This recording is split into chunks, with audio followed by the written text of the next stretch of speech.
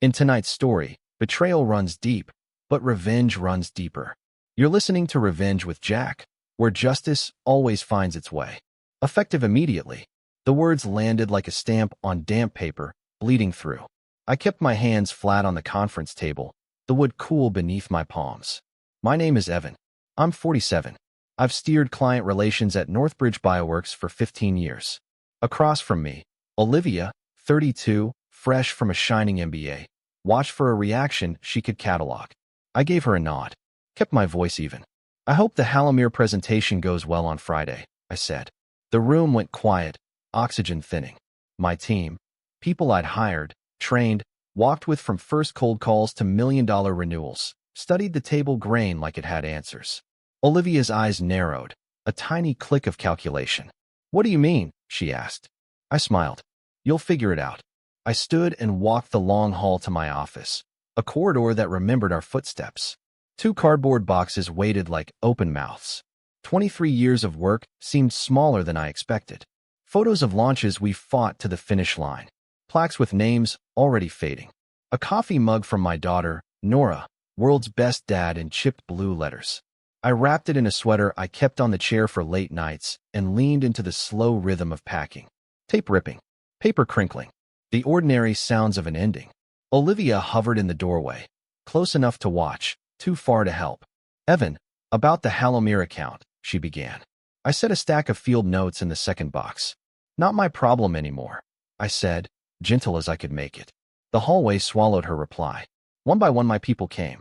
Soft handshakes, quick embraces, promises to stay in touch spoken in that careful tone we use when we aren't sure we'll manage it.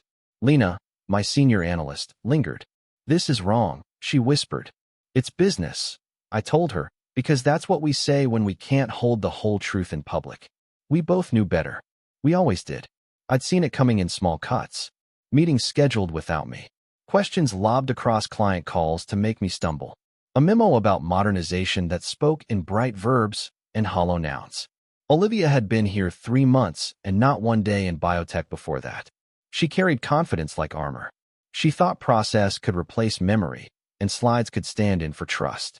I kept records, dates, phrases, the tiny humiliations that pass for strategy. And I kept working. Because in 15 years of managing accounts that mattered, you learn to plan for the versions of life you don't want. I loaded the boxes into my truck as the afternoon thinned. Drove home through familiar streets that looked suddenly borrowed. Mara met me at the door with coffee and steady eyes. How bad? She asked. Could be worse, I said. But in the kitchen, with our 2 boxes by the table, I felt something I hadn't felt in years. Not grief, not rage, something sharper, a clean edge. Friday would come. Halomir would call, and someone would learn the difference between managing people and knowing them. The unraveling didn't happen with one decision. It arrived like a draft under the door, cold, almost polite. 3 months earlier, Olivia began shifting chairs on calendars, inviting my clients to meetings I only learned about from after-call summaries. She'd stop by my desk with questions shaped like compliments. I admire your rapport, Evan. Do you think we could shorten discovery to 1 call? We both knew discovery is where trust begins. It isn't a form. It's a room you build with steady hands. On Tuesdays, she'd interrupt mid-presentation to suggest more dynamic slides, as if motion could substitute for meaning. She reorganized our files without asking, renaming folders until no one could tell a feasibility study from a note of thanks. She called it hygiene. My team called it getting lost faster. I didn't argue in public. I took notes, dates, language, the moments she chipped at the ribs of the work. Not to weaponize later, but to remember clearly when things turn murky. Memory is a kind of safety. Halomir sat on the horizon the way big weather does. Everyone feels it in their bones. 8 months of careful, unflashy labor. Calibration protocols tested on weekends, redline specs, nights of gentle debates with their CTO about margins that live between theory and manufacturing lines. They're not a slides company. They are precision people. Their procurement director speaks in numbers with verbs attached. She notices when you choose the exact noun. She trusts the quiet confidence of someone who stood inside a clean room at 2 a.m., listening to instruments breathe. Olivia's thesis was that efficiency would replace intimacy. She said we could have the overhead, The translation: in every industry I've ever known, have the people who remember why we do this at all. She scheduled a pulse check with Halomir without me, then asked during the call if they'd be open to a standardized engagement model. Their CTO paused the way surgeons pause, measured, not unkind. We prefer continuity, he said. Afterward, Olivia told me continuity was a legacy bias. I documented that sentence too. It felt like a hinge. At home, Mara listened the way she does, not just to words, but to the empty space between them. She warmed her hands around a mug and didn't tell me to fight. She asked what I wanted if nobody else's want mattered. It was such a direct question I had to look out the window to answer. To do the work right, I said. Sometimes the simple truth is the hardest thing to keep. I started packing my drawers a week before the meeting, not because I'd given up, but because I could see the cliff edge. I moved the blue notebook, the one with Halomir's dialect, into my satchel. Analog on purpose. Ink remembers tone, pauses, the way someone leans toward a detail. I emailed my team their own histories with the account, who had earned which small trust. People are not overhead. They are the continuity. On Friday, a room would demand fluency. Olivia thought she was bringing slides. I knew Halomir wanted a conversation they'd been having with me in small pieces for months. You can't download a language overnight. I came to Northbridge Bioworks straight out of college with a suit that didn't fit and a notebook that did. The company was small then. Rooms that smelled like ethanol and ambition, held together by tape, caffeine, and William Northbridge's stubborn belief that science could be both honest and profitable. He let me shadow everyone. One week, I was labeling petri dishes in the lab. The next, I was in a cramped conference room decoding a regulatory checklist that read like a foreign novel. William's rule was simple. If you can't explain it to a tired person at 11 p.m., you don't know it yet. I learned to explain, and to listen even harder. By 27, I could sketch a workflow on a napkin that a process engineer would nod at. By 30, I was running client relations, not because I was loud, but because I remembered the quiet parts, who needed the summary in bullet form, who preferred a late-night call over an early email, who trusted a diagram more than a promise. By 35, when a storm named 2008 rolled in and shook everyone's pockets, I became the person companies called when they needed a lifeline. We didn't out-innovate competitors then, we out-listened them. In a recession, attention is oxygen. Mara lived that decade with me. She learned the time zones by the sound of my ringtone. She held Nora on her hip while I practiced a pitch to a laptop, whispering calibration specs like prayer. Our house carried the echo of red-eye flights and quiet returns. We put off vacations. We paid off debts. We bought a used sedan and called it victory. I told myself it was temporary. It never is, but it built something. A web of people who knew I'd answer their call and not make them feel stupid for needing help. When William retired 2 years ago, his son, Graham, moved into the corner office with a view of downtown, and the consultants arrived like weather, sharply dressed, smiling, using verbs I'd never heard in a lab. Optimize, standardize, streamline. I don't mind new language when it points to old truths, but this felt like a replacement for truth itself. We became slides before we became better. The Midwestern part of me, the part that still believes in handshakes and remembering someone's kid's name, watched and kept working. Culture changes slowly, then suddenly. It's a river that looks calm until you see the bank it's carved. What I kept, even as titles shuffled and workflows were renamed, was a simple philosophy. People don't buy the diagram. They buy who stands beside it. In biotech, the numbers must sing on pitch, but it's the singer they call at midnight when something drifts. I learned to be that call. I learned that institutional knowledge isn't a binder.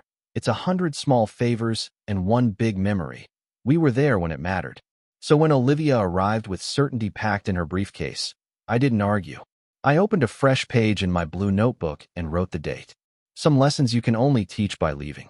Olivia called it a thesis, as if we were in a seminar instead of a company with stainless steel benches and alarms that blink at 3 a.m. Her slides had gradients and bright verbs: optimize, centralize, automate. She proposed a unified engagement fabric, a phrase that sounded warm until you tried to wear it. In her model, discovery collapsed into a single call, relationships streamed through templates, and the handoff between sales and delivery became a perfectly straight line. The line looked lovely. In practice, Bioreactors don't care about lines. Humans even less. She'd sit in on my calls and count seconds between questions like that number mattered more than the question itself. If we can reduce cycle time by 20%, she'd say, we'll double capacity without hiring. She wasn't wrong about math. She was wrong about people. Our quiet internal ledger, callbacks within the hour, promises kept, no surprises at validation, wasn't bloat. It was the reason our client retention hovered above 90 and renewal conversations felt like reunions instead of trials. I wrote that in the blue notebook. Efficiency without empathy is extraction. Meanwhile, I stayed with the work. 8 months of Halomir was a slow apprenticeship to their language. Their CTO disliked formal decks. He preferred a whiteboard battle where logic rose and fell in dry erase arcs. Their procurement director wanted precision without perfume. No adjectives that couldn't survive a regulator's pen. Their head of manufacturing used analogies from orchestra rehearsals because his daughter played cello. When schedules slipped, he called it tempo drift. I kept those metaphors in ink. You can hear where a team lives by the words they reach for. If you meet them there, the room softens. Olivia shadowed one prep meeting and suggested we open Friday with a sizzle reel. We have beautiful footage of our clean rooms, she said. I almost admired the confidence. They'll want calibration deltas with intolerances, I told her. They'll want to argue about the last 2%. If we can earn their silence for 5 seconds after that slide, we've got them.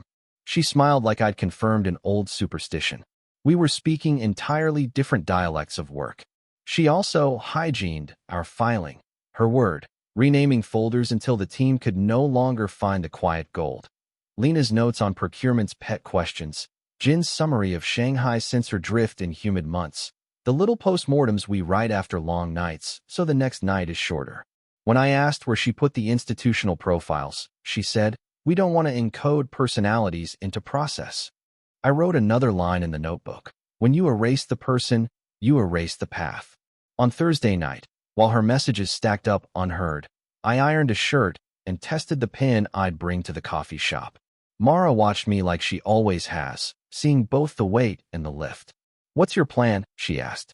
To be ready for whatever happens, I said. Not a threat. A principle. I didn't need to ruin anything. All I had to do was stop cushioning other people's choices. Friday would measure 2 theories. Hers, that slide velocity can replace trust, and mine, that trust, once broken, counts in zeros. Sleep skimmed the surface that night and never docked. I drifted from room to room like a man checking windows before a storm, not anxious so much as awake in a way that felt surgical. At 2 a.m, I settled in the kitchen with a lamp and the blue notebook, steam lifting from a mug I kept reheating and forgetting. Olivia's voicemail stacked, first professional, then urgent, then the kind that tries to braid urgency with charm. I let each one pass into silence. There's a kind of dignity in not answering what doesn't deserve an answer. Mara patted in, hair loose, cardigan wrapped. She sat opposite me and studied my face the way a nurse reads a monitor, gently, precisely. Planning something? She asked, not accusing, more like taking inventory. Thinking, I said. She smiled at the difference. After 22 years, she knows my verbs. She didn't list options or offer war stories. She warmed her hands on my mug and waited. Some love is advice. Ours, at its best, is a porch light. I opened the laptop. The inbox held a decade of uncached favors. Recruiters who'd pinged after conferences, partners who'd hinted at new divisions, friends who'd left to build strange, brave things. I wrote plain messages, no heat. Told the story without adjectives. Leadership change, philosophical conflict, exit effective immediately. I attached a resume that still smelled like steam from the printer. Within an hour came replies, calendar links, quick questions, one subject line that was simply coffee. The world is large when you stop narrowing it to the building that pays you. Between emails, I felt the shape of what Olivia had broken. It wasn't the meeting. It was the woven thing beneath. Nora's childhood threaded with lab tours and canceled road trips. Lena's growth from analyst to the person procurement trusts with rough drafts. Jean sending midnight notes from Shanghai that read like weather reports for sensors, 100 small debts paid on time. When I left earlier, I hadn't removed company property. I had removed myself, which turned out to be the property they'd counted as furniture. The fourth voicemail finally said the quiet part loud. Where are the technical specs? I looked at the blue notebook and almost laughed. Specs, yes, but also mannerisms, shortcuts Halomir would accept without blinking. 3 questions their CTO asks when he's actually saying yes. No database was built for that. We keep these things in people because that's where trust lives. By dawn, 3 interviews were scheduled for Monday, and one VP, Patricia from Driftshade Labs, had sent a note that felt like sunlight. We prize relationships. Let's talk. Mara returned with fresh coffee and a kiss to the forehead like punctuation. Going somewhere? She asked. Brewster's, I said. Good Wi-Fi. Quiet. I wasn't planning a spectacle. I was planning a clean line. Olivia would meet the Friday she'd earned. I would meet the future I had postponed. There's an old Midwestern phrase my father used. You don't have to push the river. You just step out of the way and let it find its level. Brewster's opens early for people who need quiet more than caffeine. I took the corner table where the outlet works and the window frames the street like a slow television. The blue notebook sat beside my coffee, elastic band loosened. At 9:47 a.m., my phone lit with Olivia's name. I let it ring. Again at 9:52. Again at 9:58. By 10 o'clock, Halomir would be filing into our glass conference room. Jackets unbuttoning, pins uncapped, the CTO ready to draw his first axis. I stirred my coffee and watched the foam settle. Voicemail 1. Quick confirmation on agenda. 2. Where are the calibration deltas? 3 slid toward panic. I listened, then put the phone face down like a hot pan. 10:08, Graham called. I watched his name pulse. The quiet had a weight to it, almost companionable. At 10:15, I'd counted 7 missed calls and 1 text from an unknown number that said, parking. I smiled. Halomir's procurement director was punctual. She also kept parking receipts. I wrote that once on page 14. Punctual, receipts, hates acronyms without definitions. At 10:23, Lena called. I answered. Evan, where are you? Breathless, paper shuffling in the background. In town, I said. Brewster's. She exhaled. They're here. Olivia is she's. What do they want first? I asked. The sensor calibration protocols, Lena said. He asked for the blue line version, not the deck. Then he expects me.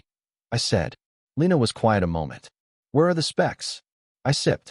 On the system, I said, because the baseline files were. Halomir Systems, technical requirements. Another pause. Evan, she whispered, that folder is bare. Only contacts and last year's contract. I looked at the notebook. Then the rest is here. I could picture the room. Olivia flipping through a deck that glittered, the CTO's mouth firming into a line when the numbers didn't appear in the way he trusts. He doesn't want a printout. He wants the hand that drew the tolerance bands, the Y behind the curve. That hand was in Brewster's, tracing circles on a ceramic cup. I wasn't proud of the image. I wasn't ashamed either. Both emotions assume a contest. This was a boundary. At 10:45, Graham's name filled the screen again. I answered this time. Evan, he said without greeting, voice already frayed. We need you to come in.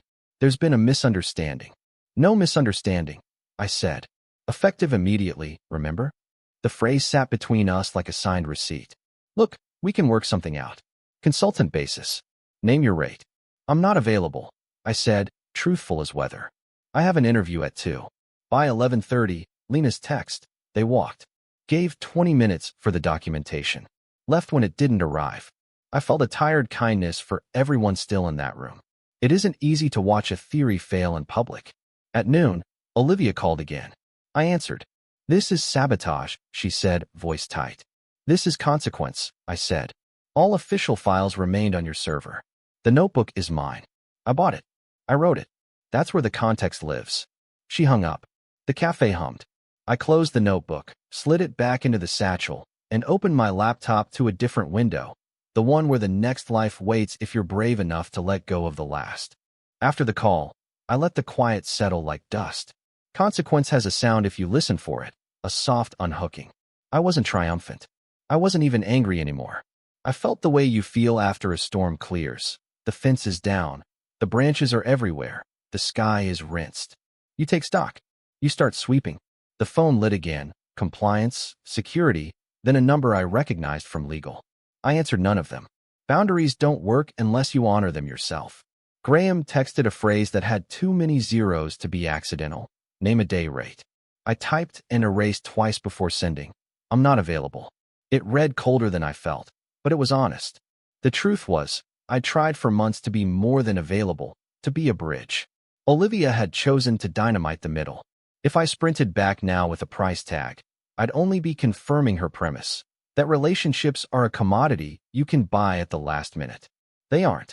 They're a practice. Olivia called again and went straight to threat. I'll report this as withholding company property, she said. Notebooks purchased with personal funds are personal property. I replied, keeping my voice low so my coffee didn't slosh. Official materials remain on your server. What you need is context, not custody.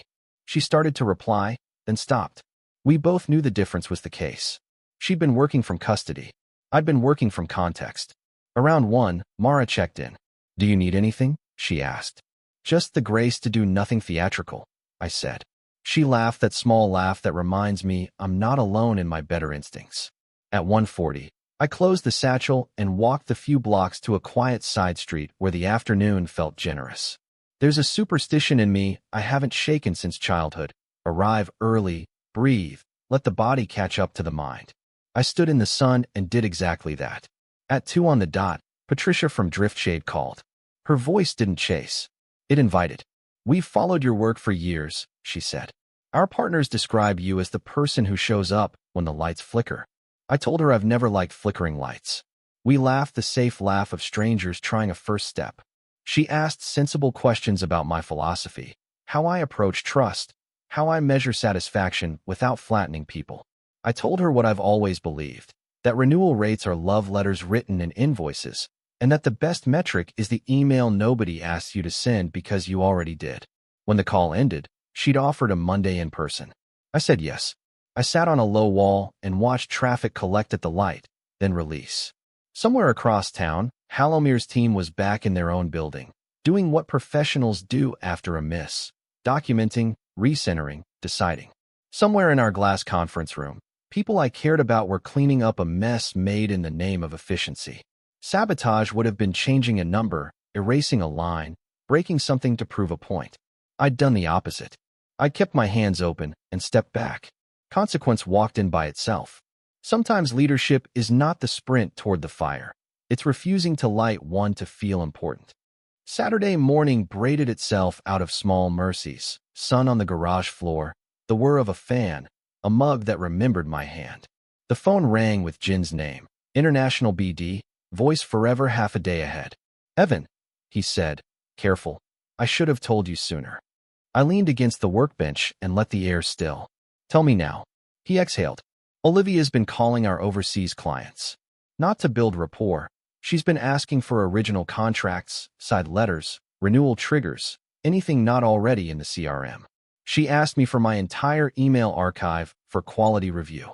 When I pointed to the system, she said she needed the originals to eliminate ambiguity. The word sat like cold metal. Did you send them? I asked. No. It smelled wrong. And yesterday, after Hallomir, she ran an emergency meeting. Said you withheld critical info to sabotage the company. He paused. Lena spoke up. Reminded everyone you offered to train Olivia on every account the week she arrived. She declined, said she needed a clean slate. I closed my eyes and saw that weekend again. My kitchen table stacked with careful packets, client dialects, escalation paths, notes on who hates acronyms and who reads footnotes for pleasure. Olivia had skimmed the top page and called it artisanal overhead. I had filed the packets in my bottom drawer and stopped offering. How's the room? I asked. Tense, Jean said. Graham's bringing in external consultants Monday to assess the client relations crisis. People are quiet in that listening way, the way you listen when a roof creaks. We were both silent for a beat that said more than we could say. Then Jean added, almost shy, for what it's worth, a hospital director in Shanghai asked for you by name last night. I told him I'd pass a message along. After we hung up, I sat on the step between garage and kitchen and let a simple truth finish forming. Olivia's plan had never been to learn the work. It was to reverse engineer enough of it to make me redundant. Hallomir was meant to be her proof. A seamless meeting. A deck that glided. A signature Then I'd be the expensive relic. Instead, the meeting exposed the load-bearing beams she couldn't see because they looked like people. The phone buzzed with an email from Patricia, Driftshade confirming Monday's schedule, plus an attachment titled, How We Think About Trust. 5 slides, no gradients. A graph with nothing flashy, just a slope that rises when renewals are treated like beginnings. Her note read, We don't confuse speed with care. Come tell us how you build both. It landed like a door opening from the warm side. Mara found me there and passed me a bowl of cut peaches. You look like a man who's decided something, she said. I think I finally did, I replied. Not to rescue what didn't want rescuing, but to plant where the soil wasn't being paved for a parking lot. I would stop answering to the siren of being needed by the place that made me small. By afternoon, I'd ironed a shirt for Monday and laid out shoes that still remembered boardrooms. I texted Lena, take care of yourself. She replied with a single heart and the word Monday. I wrote back, soon. A promise, not a poach. The difference matters. I swept the garage floor. The small stones clicked into the dustpan like punctuation. The week had ended. The story hadn't. It was changing tense. Monday dressed the city in clean lines and early light. I left home before traffic thickened, shoes quiet on the porch, Mara's kiss like a seal pressed to an envelope. Driftshade's building rose in brushed steel, nothing ostentatious, just a posture that said we do the work. I arrived 10 minutes early, the way I was raised, and let the lobby settle around me. Low voices, shoes on tile, the elevator's soft clearing of its throat. Patricia met me with a handshake that wasn't rushed. You can tell a culture by how it greets you. No choreographed tour, no hallway parade of titles. We sat in a room with a window that framed a river, and she asked about failure first. Tell me a time we got close and didn't land, she said. I told her about a university bid that died in procurement when we refused to shave a validation step. We lost the contract, I said, and kept the conscience. A year later, their new director called. We were the only vendor who hadn't tried to sell around a risk. Patricia nodded. We'd like more of that. We spoke numbers the way you speak them when they're evidence, not decoration, renewal rates, time to first response, the drop in escalations when a team has permission to call before they email. I explained the boring heroics. Tuesday check-ins, quiet fix-it tickets, how a 3-minute just saw this, and we're on it stops a week-long fire. I sketched how I measure satisfaction without flattening people. Who calls you when they're tired, and which conversations never escalate, because you never let them cool to resentment. Patricia listened like an engineer, then like a human. Both felt like relief. By noon, the offer, Senior Director of Client Relations, equity that didn't feel like confetti, a salary that could exhale our house, and a signing bonus that would help Nora finish school without the weight I carried at her age. I said yes before the ink was dry. Not because of the money, though money talks in plain language, but because the philosophy matched mine. Speed without hurry, growth without amnesia. As I left, my phone brightened with news pings and texts that traveled faster than shame. A short piece in the Business Journal. Halomir Systems re-evaluating vendor strategy after Friday's inconclusive session. Analysts noted Driftshade's rising share of regional biosensor work. I didn't send the link to anyone at Northbridge. I didn't have to. In this industry, reputation moves like weather. You smell it before you see clouds. Lena's message came mid-afternoon. You okay? I sent back a photo of the river and a single line, started. Jean replied to a separate thread with a thumbs up and a paper airplane. Mara's text was just 3 words, proud of you. That evening, I grilled chicken on the back deck and watched the sky do its slow work. I set the offer letter on the table, heavy with signatures, and felt the old ache in my chest loosen. For months, I'd been bracing against a door that swung the wrong way. Today, I found one that opened when I pulled gently. Sometimes growth isn't a leap. It's the exact weight of a pen in your hand when you sign your name. The first week at Driftshade felt like waking to a house where the lights had already been turned on for you. No pretense. No ceremony. Just people carrying their part of the beam. Patricia gave me a small glass office I hardly used because the work lived in hallways and on calls where voices softened once they realized they didn't need to perform. I started with simple rituals, a Tuesday standing check-in, a call before email rule for anything that smelled like drift, and a habit of sending small, specific thank yous that name the thing done right. Culture hides in the adverbs. We hauled hours into daylight.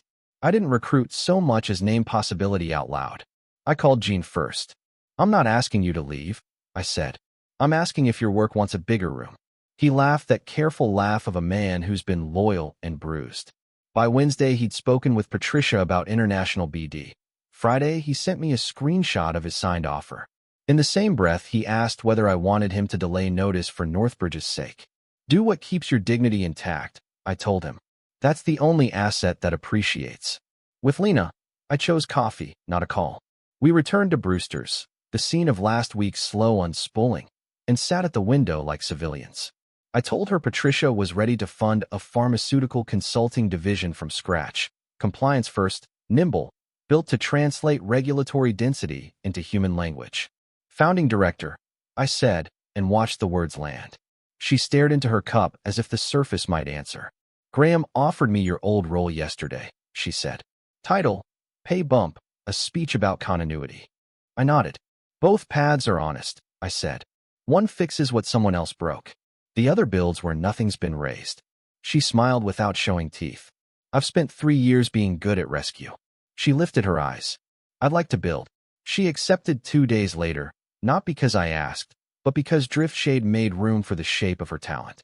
The numbers moved in that satisfying, unmagical way, inputs meeting care. Our first 30 days, time to first response fell by 40%.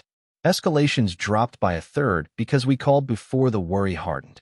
The consulting division, Lena's shop, converted 2 prospects on the strength of clarity alone. One university lab, one mid-market pharma trying to get its feet under a new auditing regime. Jin's first month in Shanghai, we closed a hospital network that had circled us for a year. Nothing was flashy. Everything was steady. Midway through the quarter, Halomir made their choice public. A crisp announcement naming Driftshade as partner for the biosensor program. The article was spare, polite, final. I forwarded it to no one and printed it for my notebook.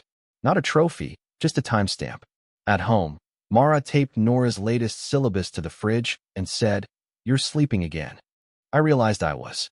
Some nights I still woke at 2, but not to pace.